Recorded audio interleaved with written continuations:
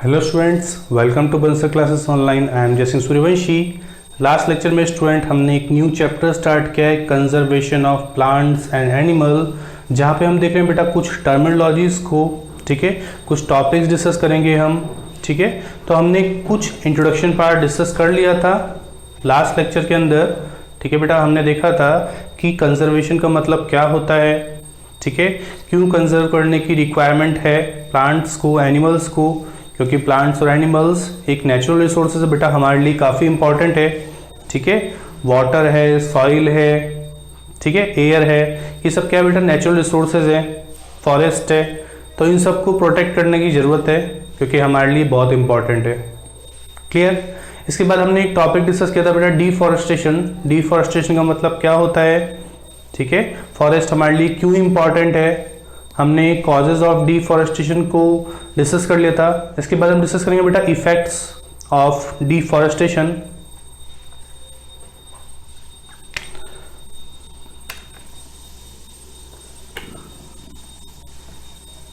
Effects of deforestation, क्या क्या effects हैं डिफॉरेस्टेशन के, तो डिस्कस करेंगे हम। वेट,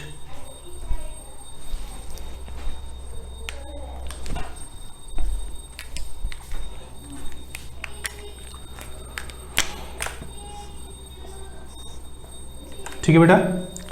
इसमें हम फर्स्ट हेडिंग डाल के लिखेंगे बेटा, ए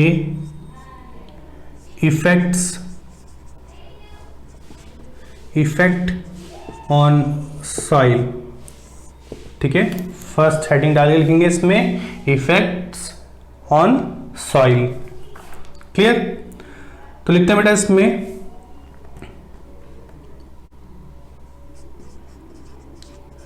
roots of the plant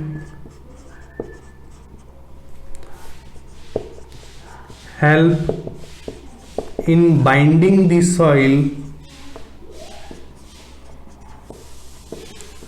particle together, ठीक है। जो प्लांट की रूट्स होती है बेटा वो क्या करती है, सॉइल के पार्टिकल्स को बाइंड करके रखती है, ठीक है, होल्ड करके रखती है ना। सॉइल होल्डिंग कैपेसिटी होती है रूट्स के अंदर। When the protective covering of vegetation is destroyed, ठीक है, soil is left loose and hence more soil is lost due to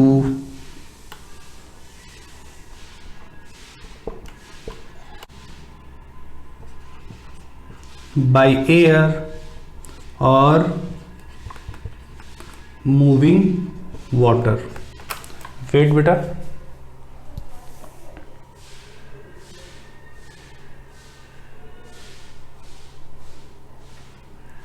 ठीक है। तो प्लांट की जो रूट्स होती है बेटा उनमें सॉइल को बाइंड करने की कैपेसिटी होती है, ठीक है।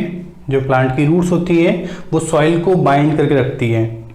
अगर हम डिफॉरेस्टेशन करेंगे, प्लांट्स की कटिंग करेंगे बेटा, फॉरेस्ट की कटिंग करेंगे, तो उसकी वजह से क्या होगा, उसकी वजह से जो प्रोटेक्टिव वेजिटेशन वाली लेयर है बेटा, प्लांट जो है जो प्रोटेक्टिव कवरिंग वाली जो लेयर जो है, प्लांट जो है बेटा वो सॉइल को होल्ड नहीं कर पाएंगे, और सॉइल को होल्ड नहीं कर पाएंगे मतलब सॉइल कैसी हो जाएगी, लूज, ठीक है। जब सॉइल को प्लांट्स की रूट होल्ड नहीं कर पाएंगी तो सॉइल कैसी हो जाएगी, लूज, और लूज होने के साथ ही साथ सॉइल लॉस्ट होने लग जाएगी, क्योंकि बेटा जो प्लांट की रूट्स होती हैं वो सॉइल को होल्ड करती हैं, जो कि सबसे ऊपर वाली लेयर है सॉइल की, ह्यूमस वाली, उसके अंदर ज्यादा से ज्यादा फर्टिलिटी करने की कैपेसिटी होती है, ठीक है, ज्यादा से ज्यादा वेजिटेशन करने की एबिलिटी होती है। जब उस लेयर का धीरे धीरे रिडक्शन होने लग जाएगा विंड के थ्रू या फिर वाटर के थ्रू, तो उसे बोलते हैं हम सॉइल इरोजन, ठीक है बेटा। तो सॉइल इरोजन के थ्रू वेजिटेशन भी इफेक्ट होता है, ठीक है। तो ये लिखा है हमने effects of deforestation. Last class में हमने कॉजेज ऑफ डिफॉरेस्टेशन लिखे थे। आज की क्लास में हम इफेक्ट्स ऑफ डिफॉरेस्टेशन लिख रहे हैं, जहां पे हमने फर्स्ट टॉपिक डिस्कस करना स्टार्ट किया है कि डिफॉरेस्टेशन से सॉइल पे क्या इफेक्ट होता है। वेट बेटा,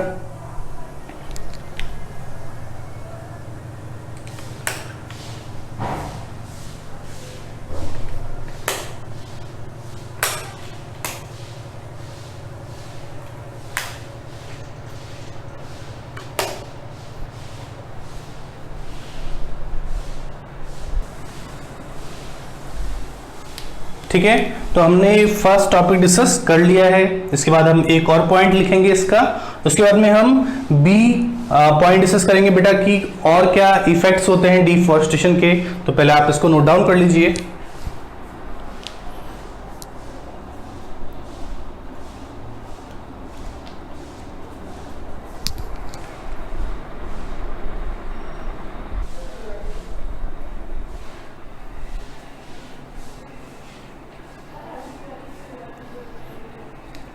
ठीक है बेटा, इसके बाद में हम एक और पॉइंट लिखते हैं इसी के अंदर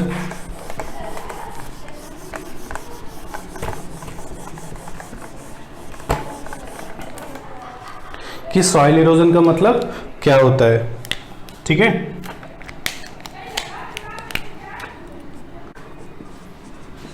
loss of top soil which is rich in humus and nutrient results in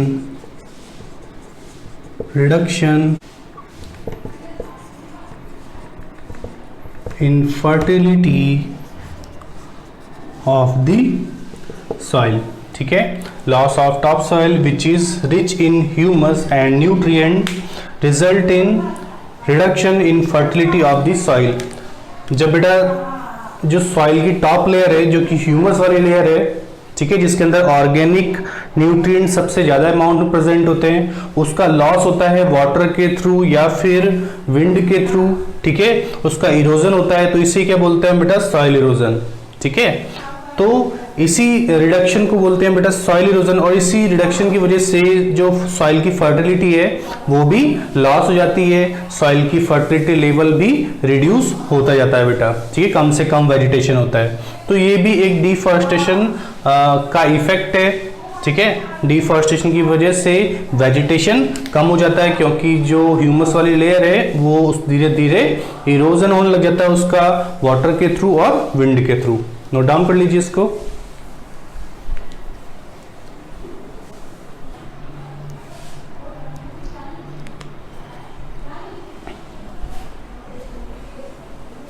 ठीक है बेटा, इसके बाद में हम लिखते हैं बी हेडिंग, ठीक है। फर्स्ट लिखा हमने इफेक्ट्स ऑन सॉइल, बी लिखेंगे बेटा effect on wild life, effect on wild life, ठीक है। वाइल्ड लाइफ पे इसका क्या इफेक्ट होता है डिफॉरेस्टेशन का, तो लिखते हैं बेटा इसमें एक point, forests are the natural habitat, forests are the natural habitat for many species of animals, plants and birds, ठीक है। वाइल्ड लाइफ पे क्या इफेक्ट होता है बेटा डिफॉरेस्टेशन का, अगर पेड़ों की कटिंग की जाती है, फॉरेस्ट की कटिंग की जाती है, तो इसका जो है इफेक्ट एनिमल से पड़ता है बेटा, क्योंकि बहुत सारे एनिमल्स जो हैं वो फॉरेस्ट में रहते हैं, फॉरेस्ट उनका होम है, हैबिटेट है, नेचुरल हैबिटेट है बेटा। बहुत सारे प्लांट्स हैं, तो प्लांट्स भी इन्हीं फॉरेस्ट की वजह से सरवाइव कर पाते हैं। साथ ही साथ बर्ड्स हैं जिनके नेस्ट होते हैं इन फॉरेस्ट में, ठीक है। तो इनका जो इफेक्ट है डिफॉरेस्टेशन का वो वाइल्ड लाइफ पे भी पड़ता है। इसके बाद में हम एक और हेडिंग लिखेंगे बेटा, effect recycling of effect on recycling of materials, ठीक है, effects on recycling of materials. तो बेटा डिफॉरेस्टेशन का इफेक्ट जो है वो मटेरियल्स की रिसाइकलिंग पे भी पड़ता है। इसमें एक पॉइंट लिखते हैं बेटा, plants intake CO2 and gives out oxygen during photosynthesis, ठीक है। जो प्लांट होते हैं बेटा वो CO2 को एब्जॉर्ब करते हैं, CO2 का इनटेक करते हैं, और CO2 आती कहां से, तो CO2 जितने भी एनिमल्स है वो रेस्पिरेशन में बेटा जब भी एक्सेल करते हैं गैस, तो कौन सी गैस को एक्सेल करते हैं, बाहर रिलीज करते हैं, तो CO2 को, ठीक है। यही CO2 प्लांट्स फोटोसिंथेसिस के लिए यूज करता है, ठीक है। और साथ ही साथ फोटोसिंथेसिस प्रोसेस में कौन सी गैस रिलीज करता है, तो रिलीज करता है बेटा ऑक्सीजन, ठीक है। तो यही लिखा है हमने, plants intake CO2 and gives out oxygen during photosynthesis. Plant photosynthesis में CO2 को एब्जॉर्ब करते हैं और ऑक्सीजन को रिलीज करते हैं। ये ऑक्सीजन जो है ये हमारे लिए बहुत इंपॉर्टेंट है, ठीक है। आगे पॉइंट लिखेंगे, पहले हम इसको आप नोट डाउन कर लीजिए।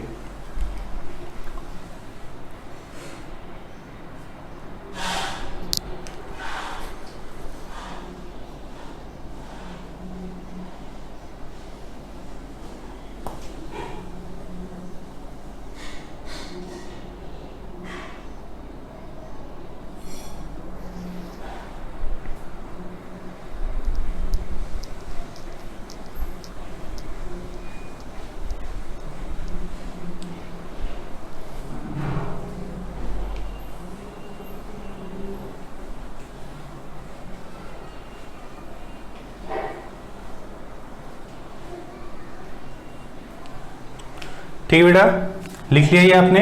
हमने लिखा है कि वाइल्ड लाइफ पे इसका क्या इफेक्ट होता है, तो बहुत सारे स्पीशीज जो हैं एनिमल्स के, बर्ड्स के बेटा, और साथ ही साथ प्लांट्स जो हैं वो इसी फॉरेस्ट में रहते हैं बेटा, उनका नेचुरल हैबिटेट है। अगर इसको डिस्ट्रॉय किया जाता है तो उसका इफेक्ट इन पे भी पड़ेगा, ठीक है। इसके बाद लिखा हमने सी हेडिंग में बेटा, effect on recycling of materials. तो बेटा मटेरियल का रिसाइकलिंग कैसे होता है बेटा, CO2 और O2 का एक्सचेंज कैसे होता है, तो प्लांट्स जो है CO2 का यूज करते हैं फोटोसिंथेसिस प्रोसेस को करने के लिए, अपना फूड बनाने के लिए, और बदले में क्या देते हैं बेटा, ऑक्सीजन, ठीक है। तो इसी के अंदर हम और पॉइंट लिखेंगे सी हेडिंग के अंदर ही।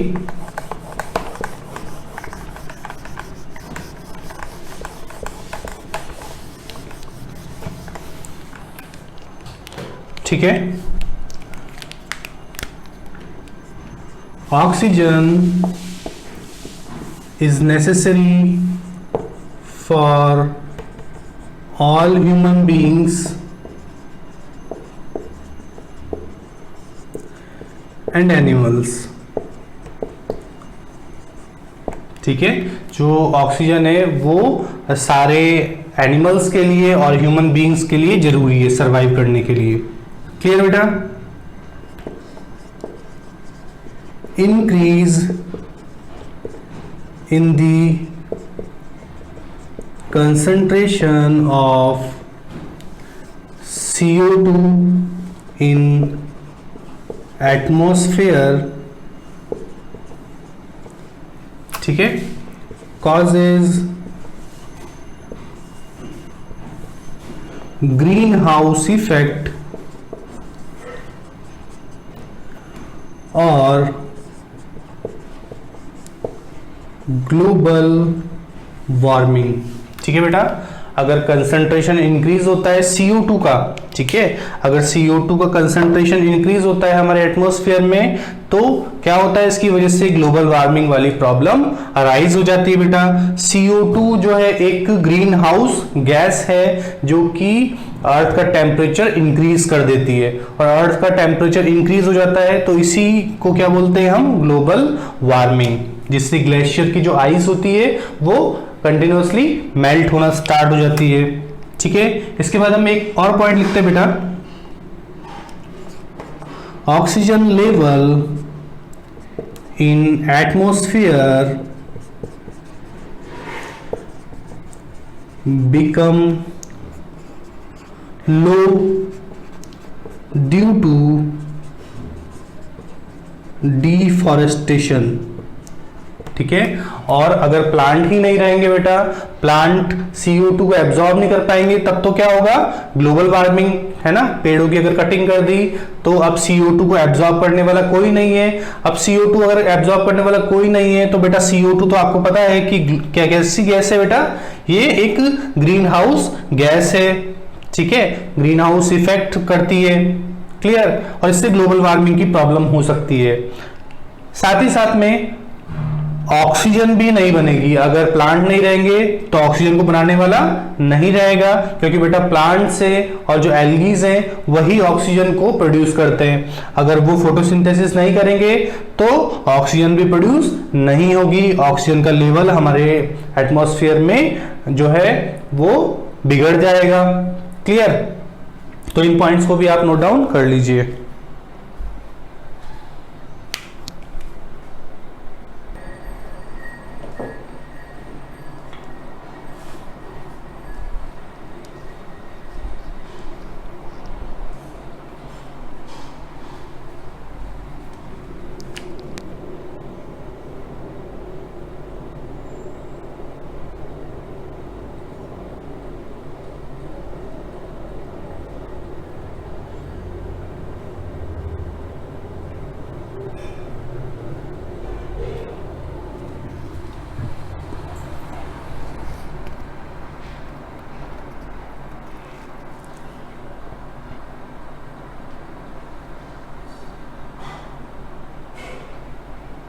ठीक है बेटा, इसके बाद हम लिखते हैं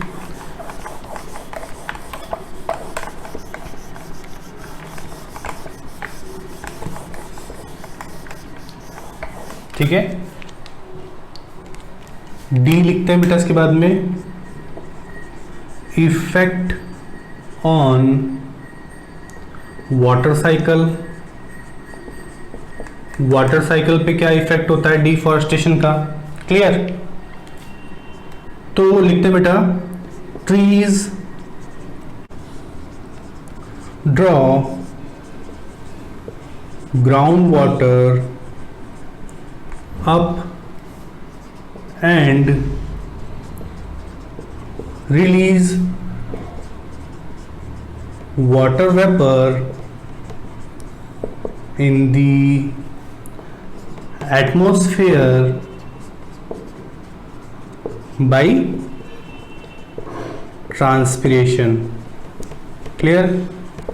तो बेटा जो प्लांट होते हैं, जो ट्रीज होते हैं, उनकी रूट्स क्या करती हैं, जितना भी ग्राउंड वाटर होता है, जितना भी सॉइल के अंदर पानी होता है बेटा, उसको ऊपर खींचती है, और साथ ही साथ में जितना भी एक्सेस वाटर होता है बेटा, क्योंकि फोटोसिंथेसिस जब प्रोसेस होता है तो वाटर का लॉस भी होता है, ट्रांसपिरेशन भी होता है, तो इसी वाटर लॉस को बोलते हैं ट्रांसपिरेशन। और ट्रांसपिरेशन में क्या होता है बेटा, जो पानी की बूंदें होती हैं, जो वाटर वेपर होती है, वो रिलीज करी जाती है प्लांट के थ्रू या फिर ट्रीज के through. Clear. If a large number of trees cut down, so the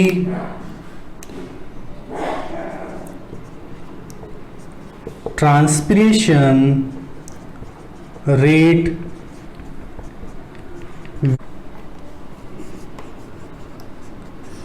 greatly reduced।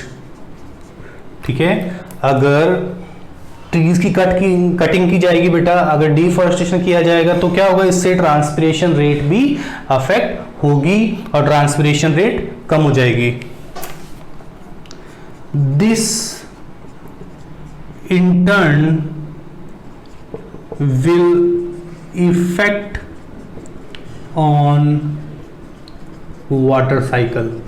अगर बेटा जो ट्रीज हैं वो वाटर वेपर को रिलीज नहीं करेंगे और रिलीज नहीं करेंगे उसकी वजह से वाटर साइकिल भी अफेक्ट हो सकता है, क्योंकि प्लांट की रूट जो होती हैं वो ग्राउंड वाटर को क्या करती है बेटा, खींचती है और उसको प्लांट के डिफरेंट पार्ट्स तक पहुंचाने का काम करती है ना। और जब फोटोसिंथेसिस प्रोसेस होता है तो यही जो वाटर है वो ड्रॉपलेट्स की फॉर्म में एटमॉस्फेयर में रिलीज किया जाता है और इसी प्रोसेस को बोलते हैं बेटा हम ट्रांसपिरेशन। ठीक है, जो लॉस करते हैं प्लांट पानी का उसी प्रोसेस को बोलते हैं हम ट्रांसपिरेशन। अब अगर प्लांट की कटिंग की जाएगी तो ट्रांसपिरेशन रेट भी क्या हो जाएगी, कट डाउन हो जाएगी बेटा। ठीक है, ट्रांसपिरेशन रेट भी क्या हो जाएगी, डिक्रीज हो जाएगी और इसकी वजह से वाटर साइकिल भी इफेक्ट होता है। वाटर साइकिल इफेक्ट होगा तो क्या होगा, बारिश कम होगी बेटा, प्लांटेशन कम होगा। ठीक है, तो इसको भी आप नोट डाउन कर लीजिए।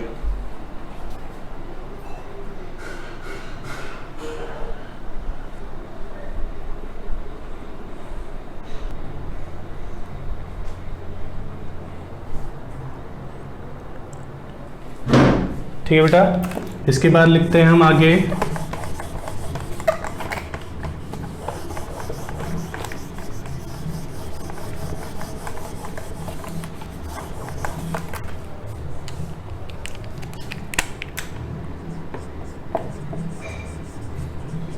Effect on climatic changes. ठीक है, क्लाइमेटिक चेंजेस पे क्या इफेक्ट होता है डिफॉरेस्टेशन के through, increase in the concentration of CO2 in the atmosphere, which may lead to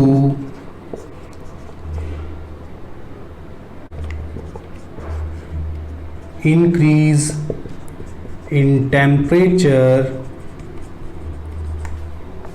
on Earth, as CO2 is green house gas.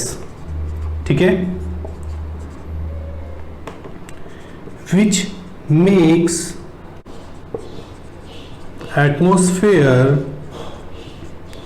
Dryer. ठीक है, और जिसकी वजह से क्या होता है बेटा, सूखा होता है।